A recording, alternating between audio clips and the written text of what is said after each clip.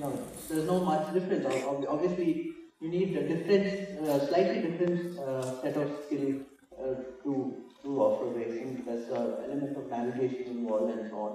But circuit racing is obviously a closed circuit and and so on.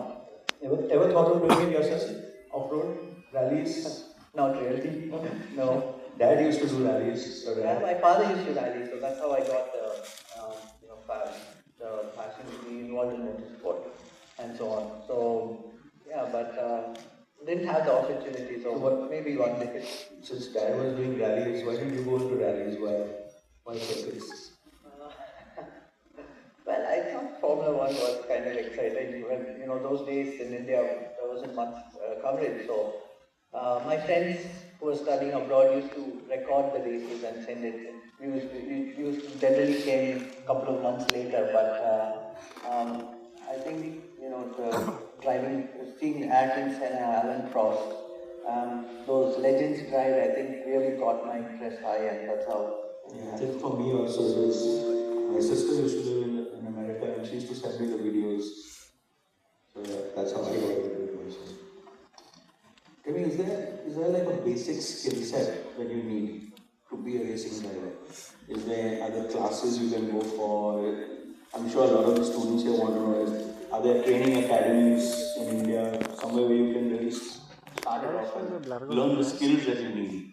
Sure, yes, obviously, that is, in a sports person, that is the inborn talent, and then you have to own it. And for that, there are schools abroad, not so much in India, but after Formula One coming to India, I think we have a couple of schools which kind of teach you the basics of racing and go-karting and so on.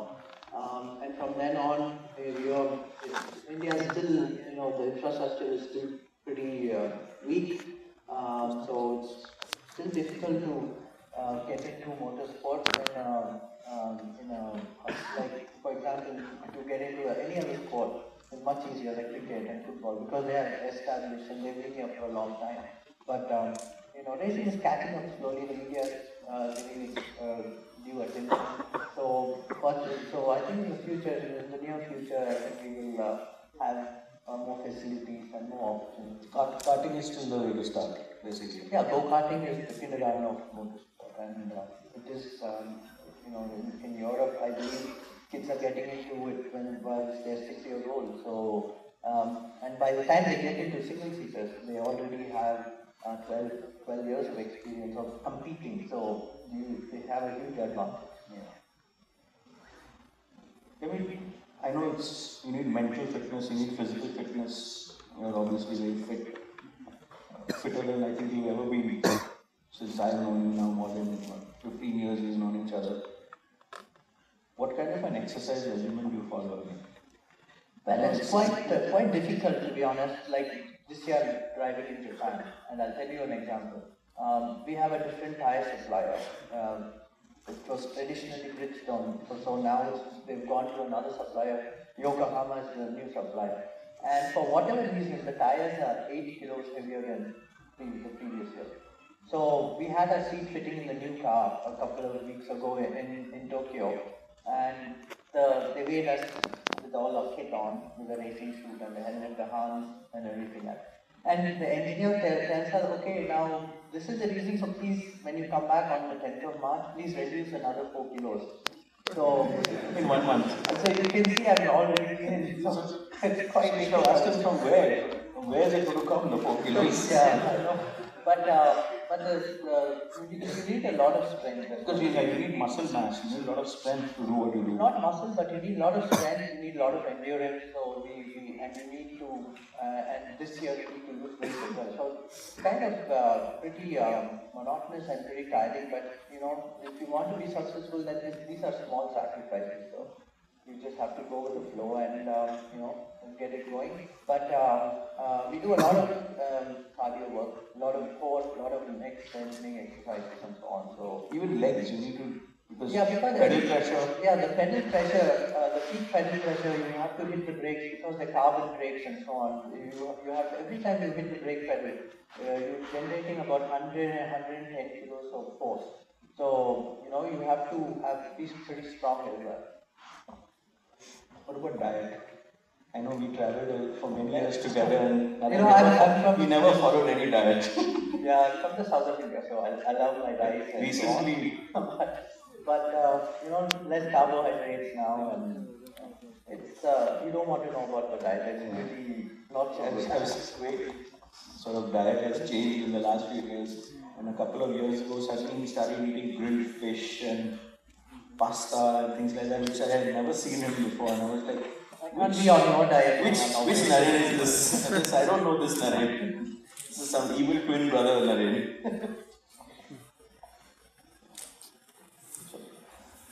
A lot of youngsters in the crowd. Youngsters have a tendency of driving too fast on the road, on the public roads. What would you like to tell them about street racing? I advise them not to drive fast, but I drive fast, to be honest. No, I mean, irritating. Drive. I always say this, and this is probably true.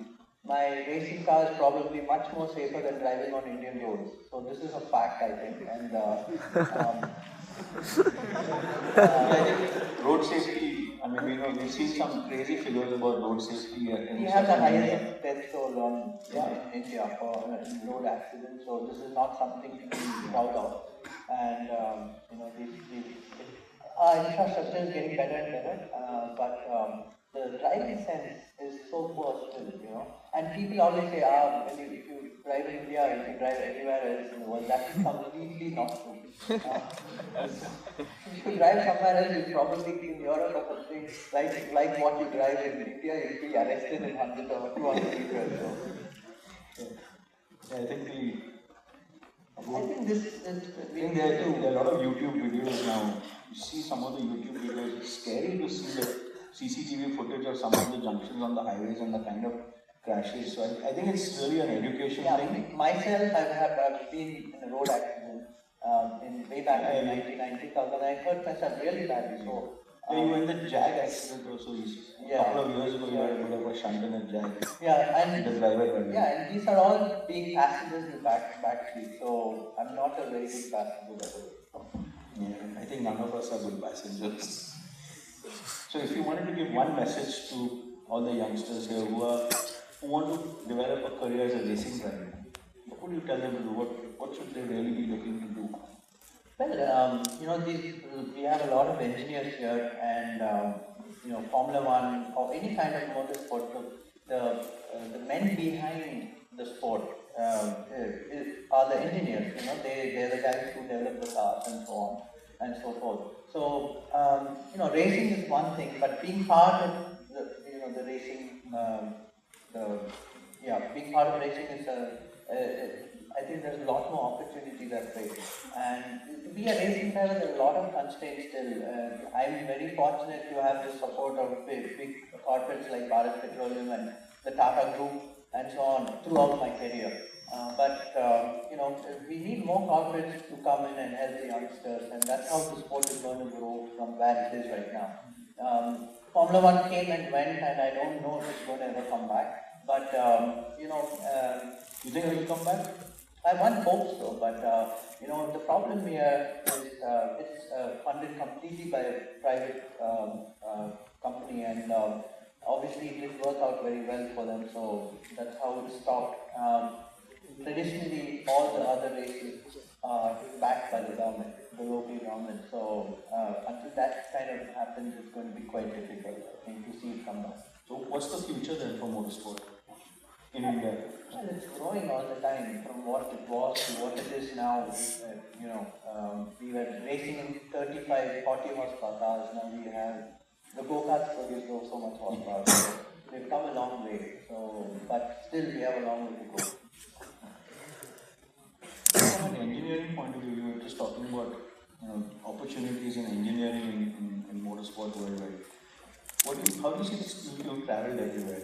You've seen the engineers in several countries. first world countries, if you want to call it, developed countries, how do they compare with our engineering skills and standards here in India?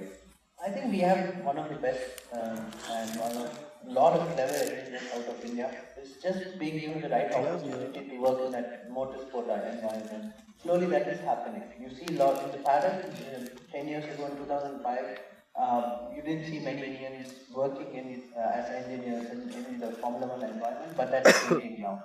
So more and more engineers are now being recruited, they're going to Europe, it's a huge opportunity. And Formula One is the top, it's the world championship. So to be involved there, it's a great thing. I think there's such a huge disjoint between what we drive on the roads and races, Formula One fans in particular. Is there any, people say that it's a throwback from Formula One and developing new technologies in Formula One. Have you seen that in your life? I mean, have you seen technologies coming in from racing into road cars? Has it happened? Is it happening? Yeah, it's happening all the time. In fact, let me go back to the 1950s. Jaguar was the first racing car constructor to introduce 4-wheel discs. Now you see your entry-level hatch has been, the turbochargers, more efficient engines are now the 5-wheel systems and so on. They're all from Formula One, so or motorsport, some kind of motorsport rallying and so on.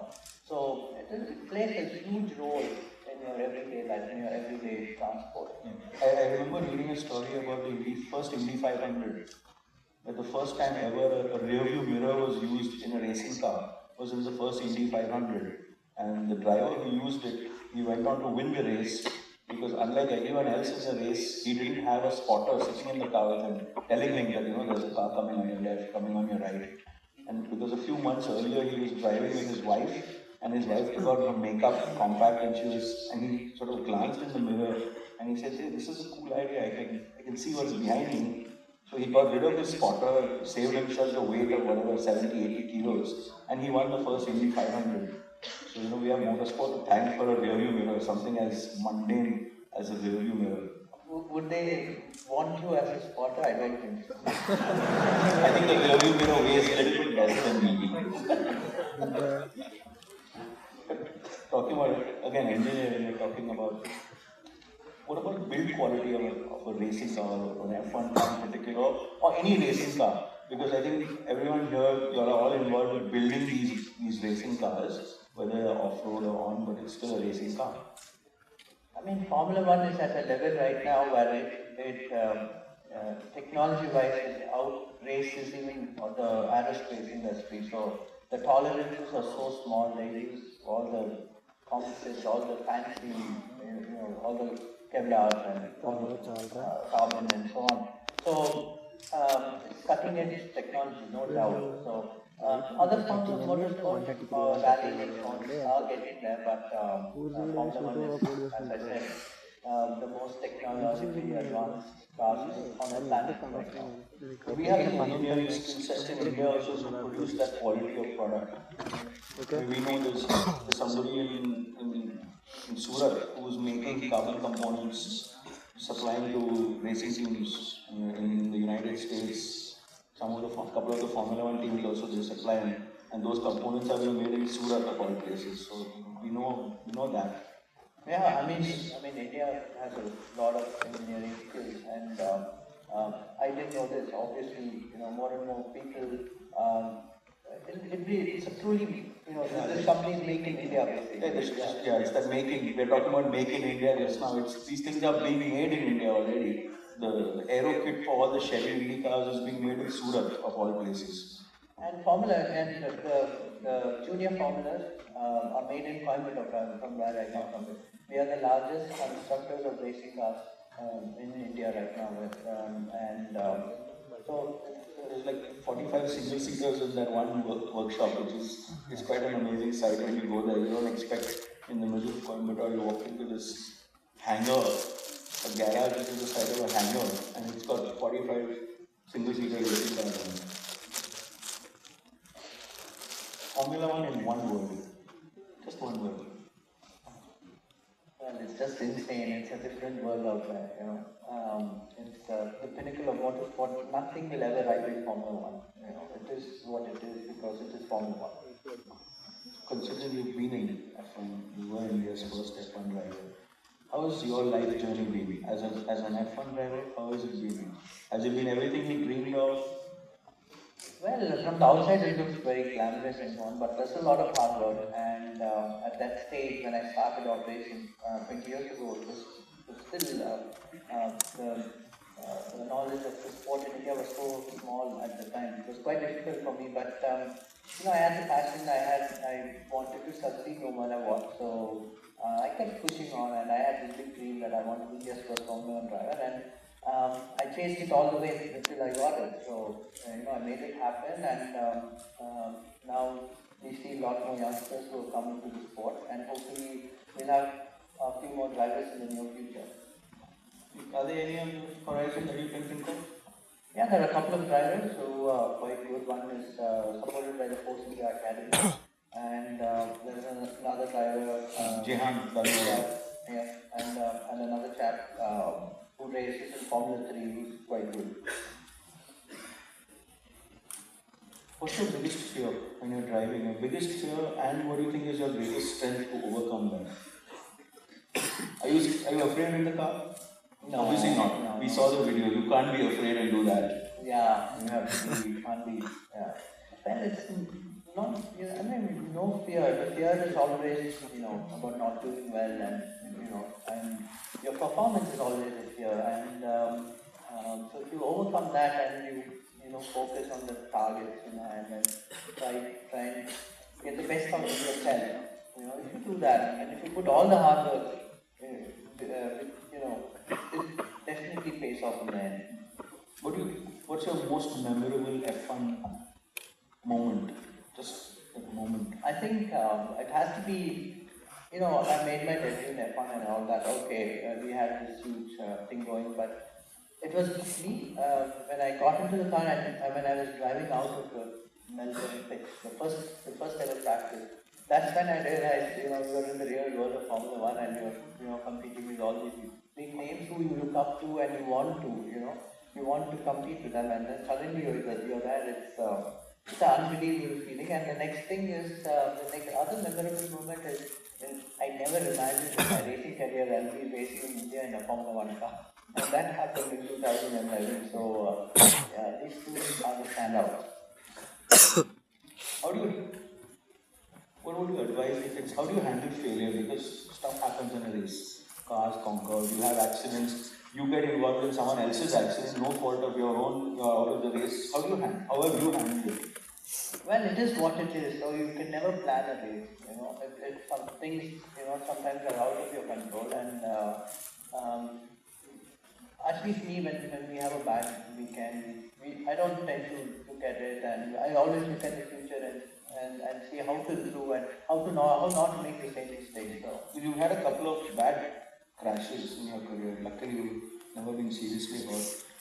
But is it difficult to get back in the car the next morning? no, I think When you come to that same corner where you crashed yesterday, do you back off a little bit? I think Just go for it. you need to be a little bit. How can I say that? I don't have the right word, but it's crazy. I think, you know. When in doubt, flat out. Yeah, something like that. When in doubt, flat out.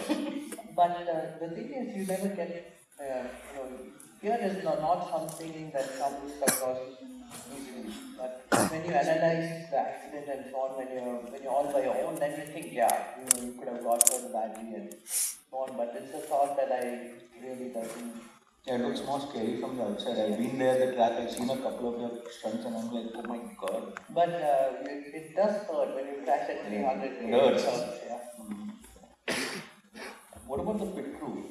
You do pit stops. What do you expect from them? If they mess up a pit stop, do you get irritated? Do you get upset? Does it sort of sit on your head for the next couple of laps? The pit stop is very crucial, and as it is a team effort. You know, the driver is one element of it, but the whole team, the pit stop and so on, is a team effort. So, you know, you don't tend to give them a hard time because they're trying to do the best. They're not purposely, you know, trying to change your wheel 2 seconds later than the other guys or whatever. But it is something in the sport. You just have to take it as it comes. Do you make strategies before the race? I mean, you plan. You have a plan A, plan B. We hear a commentator saying that, oh, Hamilton is switching to plan B. Is that, I mean, is it real or is it just commentators speak? I think it's more of a commentators who think they know so much, but you cannot. You have to. Commentators but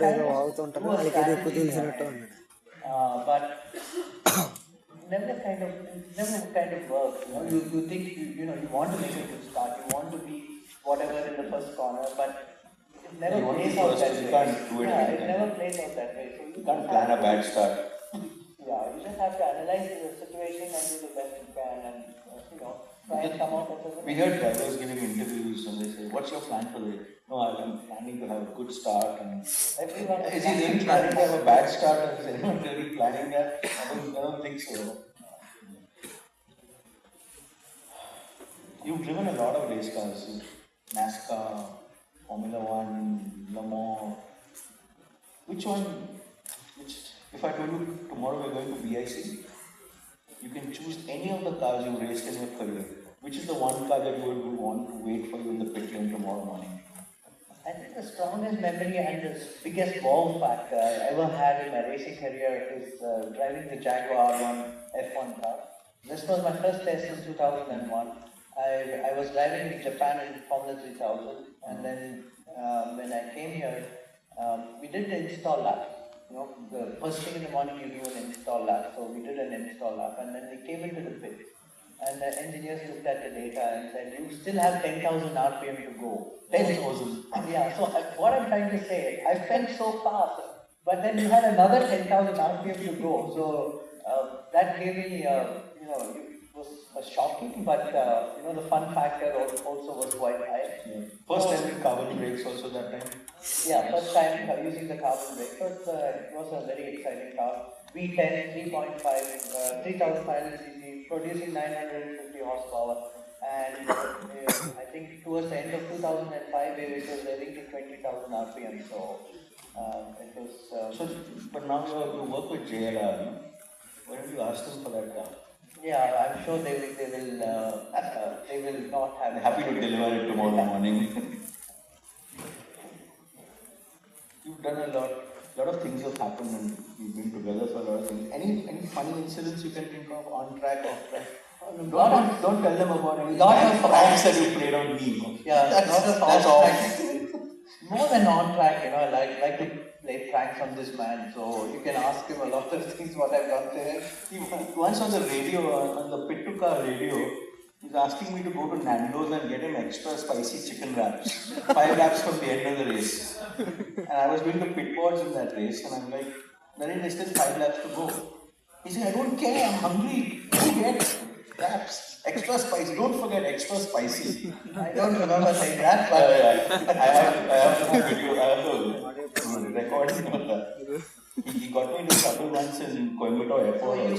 So he was the seat holder for A1GP, so you can imagine why I would have had this conversation. Obviously because the car was so bad towards the end of the race, I had nothing else to talk. So he crashed it on Friday. He crashed the car on Friday. He had to rebuild the car on Sunday morning because there was a crack in the engine block. So nobody had lunch because we were all hands on deck. He got me into trouble once in Coimbatore airport. We were going from Coimbatore to Chennai to launch Speed NK Racing in 2006 when we did the national championship team which he started. And he told me, be ready in the hotel at 7:30 in the morning. I'll pick you up sharp. 7:30 I was waiting with my bag. 8:45 flight. He picks me up at 8:15 or something like that. And we're absolutely flat out to the airport.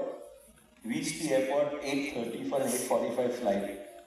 Plane is on the tarmac, people have boarded.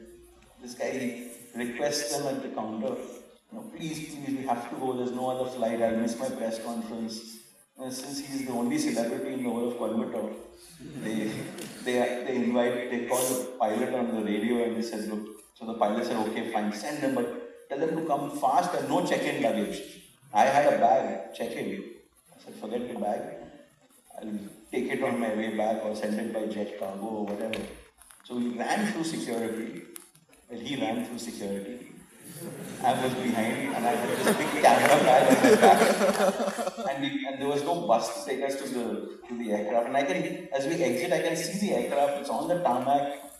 The doors are closed. It's the Paramount Airways Embraer, which has its, it's got the staircase built in. I can see the staircase is opening, and he's running down the tarmac, and I'm huffing and puffing behind him. And he's running backwards, and he's shouting on the tarmac, "Hey, Fatty, run faster!" And we finally reach the plane, get on, and I'm like having an asthma attack because I run for the first time in God knows how long. And then there's like 35 people on the plane all giving us dirty looks because we're delaying the flight. And loudly he's saying, "Hey Johan, I think you need to apologize to everyone in the plane for delaying the flight."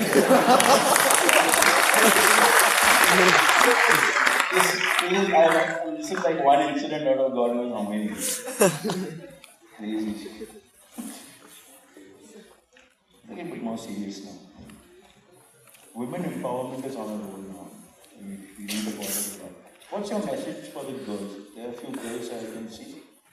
What's your message to them if they want to get into motorsport as a driver or an engineer? I mean, are there?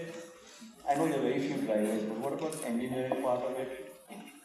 One of the best engineers in the 24 Hours of Le Mans who works for Audi, and she's of Indian origin. Lena. Yeah, Lena Lena. I know her as Lena. And I mean, she's one of the best engineers out there in the world of motorsport. In the 24 Hours of Le Mans, she works with the Audi team. Yeah, she's won 3 Le Mans. She's been race engineer 3 times for winning cars. Yeah, and she engineered my friend Andre Lautra, who's a 3-time winner of the Le Mans 24 Hours.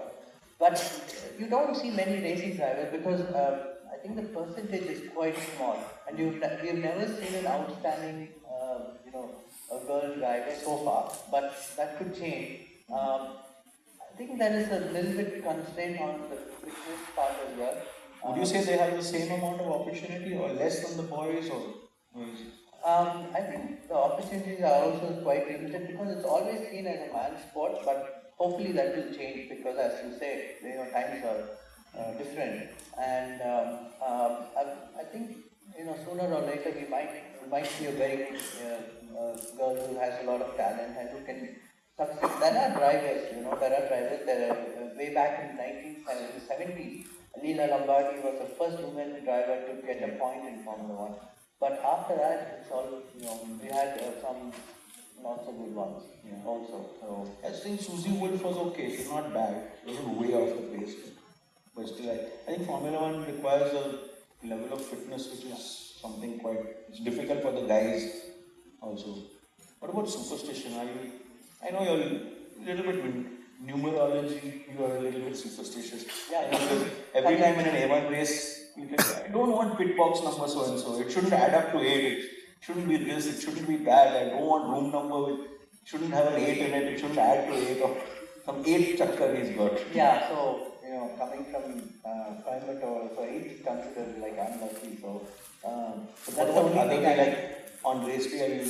You only get up from the left side of the bed. I know there are a lot of drivers who have, I'll only put my right foot in the cockpit first, I'll only do this, I'll wear 2 different colored shoes. No, not that bad.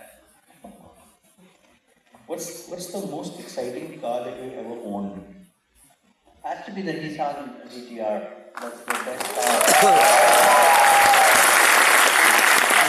I don't have a GTR anymore, but I think I had a lot of fun. You regret selling it? Yeah, kind of. Yeah, I got it in 2010, used it for a year, and found that Coimbatore probably is not the best place to have one. So I decided to sell it, but it is definitely not the best place to have one. So, but you drove it once at the track in Chennai, I remember. Yeah, I drove it once in Chennai, and it just went so much faster than all the Lamborghinis and the Ferraris. I remember it was 7 seconds faster than the guy on the Spider that year. Yeah, something like that. It's an awesome piece of machine. And so the engineering that has gone into it it beats all the supercars. It beats the hypercars even now. and I was lucky enough to sit with him in the car doing a couple of laps in Chennai. That car just defies the laws of physics. So if you had money, no object, what's your ideal 5-car garage? 5 cars, no object money, just anything. Well, time for a hypercar, you get a McLaren P1, then a GT3 RS, the 911, the F40, then the Range Rover SVR, the 550 horsepower one, and the last one, the McLaren F1. So the Range Rover is your family car, right? Because you've got a son now, so either in the other cars, basically either your wife is sitting or your son is sitting, not both. Yeah, nice garage. When you get that garage, so if you were not an F1 driver, what would your be? I don't know, I don't know. Maybe I was interested in flying and so on. I wanted to fly for the Indian Air Force. So maybe in that direction or just a normal. What's your best road trip experience here in India? I think the best road trip for me is driving between Coimbatore and Wellington. I think we have some awesome roads down there, and I honestly look forward to it. I drive all over the world, and this is very exciting. So if it was anywhere in the world, what would be your ultimate road trip? From where to where? I think one day I'd like to drive the Baja, so that would be the ultimate. I think that's in your territory now, the Dakar. So any of you guys want to build a car for Narain for the Dakar? Send him an email. So I think that's pretty much what I have. I mean, if anyone who wants to ask something, we have time for a couple of questions. There's somebody in a red t-shirt there. Do you have a driver or you drive? There's someone in a red t-shirt behind you. Sorry. Can we give him a mic? You have a driver? Or you drive your own car? Well, I'll be honest with you. I don't drive too much here in India. I have a driver all the time. And, when we used to travel together, he used to make me drive the rental car. And I said, I'm tired from the flight, why don't you drive? I drive enough on the track, you drive on the road. Yeah, that's the deal. that's the way I do it. That was the deal. What about MotoGP? Have you ever considered racing a motorbike? I started off on the motorbike when I was 7 years old. I had this 50cc Honda off-road bike. So I was very keen to get into motorcycling, but somewhere in between, the interest kind of changed, and ever since then I have not really followed MotoGP, to be honest. I don't think his family will be too happy about him going crazy on 2 wheelers. Hello? Sir, with reference to 2012 MotoGP, Malaysian Grand Prix, how do you handle a situation when someone like Sebastian Vettel tries to bog you down? Well, it was, I think he was in third or fourth position, and it was raining completely. So we had a much slower car, and I was on the curb. So we had a lot of wheel spin, and that's how the accident happened. So after that, he was angry, I was angry, and we made a few, not so polite conversations. He called you a vegetable of some sort. Yeah, but then it was kind of, it was so behind, and these things happen all the time, so it's a sporting incident, that's the way things happen. Good evening, sir. Good evening, sir. So, by building a Formula 1 car and driving at this high speed, what are the things we should take care of? Is it the chassis or the suspension system or the brake system? In Formula 1 cars, I think when you're driving at that speed, it's the downforce, the aerodynamics that play a huge part. So that's it. So, aerodynamically efficient car produces the best lifetime, because more or less all the engines have been built to a set of regulations. But compare the Mercedes to what I was driving in the final year of F1 in 2012 when I was driving an HRT, a very small Spanish team. the speed difference in the corner was around 60 kilometers an hour, which is a lot. So the differences are minute in terms of braking and the engine horsepower and so on. All of us had 800 horsepower, but the way the aerodynamics in Formula 1 is essentially low. Thank you. Hello. Hello, sir. Yeah. My question is that in India we don't have a well-developed racing culture. We might start with the go-karting, but after that we don't have anything. We have to go out of India to do anything more than that. And in India we had also failed attempt of a single-seater league event. So do you think that in future if someone want to come with a single-seater league event in India, how should they go about it? Yeah, it's as you said, go-karting is kind of getting the infrastructure and kids are getting into it. And we have to go the next stage in a very affordable way, that is the MRF 1600, which is a car designed in UK, built in India. And they have if you win that, then you have a scholarship program. You move on to the MRF F2000 series, which is an international series. Couple of weeks ago, Michael Schumacher's son, Nick Schumacher, and other famous drivers took part in this championship. So this is the logical step, and if you win that, obviously you have talent, and then I'm sure you'll be spotted by big corporates, and then the next move is to go to Europe, where if your ambitions are to go get into professional racing, Formula 1 and so on, then you ultimately have to race in Europe in the lower category. Good evening, sir. As you are the icon of Indian sports, I want to ask that, are you planning for any... Just hold the mic up. Yeah. Are you planning for opening any motor sports academy in India? Well, with the support of Speed, we did have a academy going from 2007 to 10. The thing is, I was not fully involved in it because I am so busy, I'm racing myself. So probably when I start, then I have a lot of knowledge about the sport. I'm definitely going to start one thing, but still a long way away. Good evening, sir. As an engineer, what you will expect from the engineer, sir? I mean, you expect the engineer to design a car for your comfort, or you will adjust to that? What has already been designed? We have a lot of engineers. We have the track engineer who relates with the drivers, then we have the data engineer, then we have the performance engineer and so on.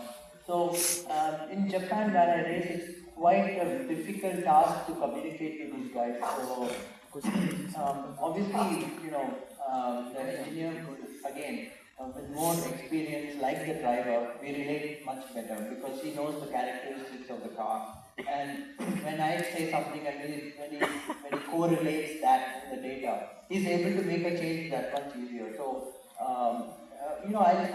look at from an engineering point of view, I look at an engineer who has a lot of knowledge on the chassis itself, on the dynamics, and gives me the fastest stuff possible with what we have.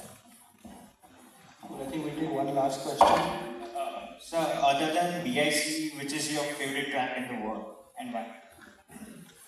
My favorite track has to be Silverstone in the UK because I raced a lot there, and Macau track as well, and Silverstone. And probably after the great circuit, then it's good, because it's a modern race track. The design recently is very wide, and sometimes you don't feel the challenges of a traditional circuit. What about Brands Hatch? Yeah, Brands Hatch did a lot of winning there in the UK, so it used to be a fun track, probably the most dangerous and challenging tracks in the world. It was an awesome experience to be driving in those kind of circuits. We've had a couple of good days at Brands together. Hello, sir. Being one of the best driver in India, you might be knowing that safety is the first thing we have to take, which I have taken into consideration. Have you ever taken a race keeping safety apart, that is facing risk in your life? You have to repeat that. So you're talking about safety of the cars. Is he ever afraid? No. Have you ever risked your life in a race? Have you ever risked, in terms of safety, have you ever risked your life? Well, it's racing cars are exceptionally safe. Unfortunately, we still have some incidents. Even in last year, we lost huge fiancé in a crash. Really, from what it was 20 years ago, with all the safety, aspects which are built into the car, and the racing, the helmet and the fire retardant stuff. I think it's not a big worry, but anything that's traveling at more than 300 kilometers an hour and when you have an accident, it has to, it does hurt, and hopefully, the safety, there's so much safety built into it nowadays, that rarely you get kind of hurt. So you're not really, as I said earlier, I'm never scared of it, and a racing driver should not be. And one more thing, sir. It's okay. This that's about it. Okay, thank you very much. Good evening and have a great evening.